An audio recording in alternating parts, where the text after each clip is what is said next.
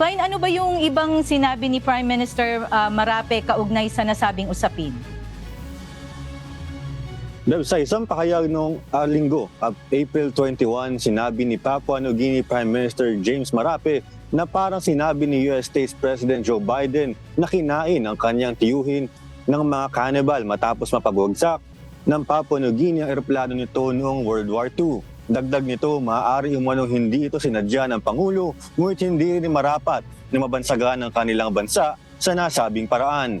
Hinimok niya ang Administrasyong Biden na linisin ng Estados Unidos ang World War II remains para malaman talaga ang tunay na kinahinatnan ng mga nawalang sundalo gaya ni Ambrose Swinagan.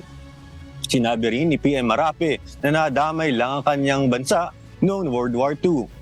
Nanatili pa rin umano sa Papua New Guinea at Solomon Islands ang mga wartime human remains, plane wrecks, shipwrecks, tunnels at ilang leftover bombs na patuloy pang sanhi ng pagkasawi ng ilan. Una nang pumirma ng defense cooperation ng US at Papua New Guinea noong nakaraang taon. Kasunod na rin ito ng pagkakaroon ng security pact ng China sa karatig bansa ng Solomon Islands.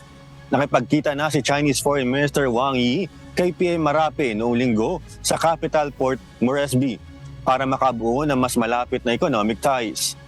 Nakatakda namang bumisita si Australian Prime Minister Anthony Albanese ngayon linggo upang gunitain ang kasaysayan ng World War II. At yan muna ang balita mula dito. Balik sa inyo, Gendats.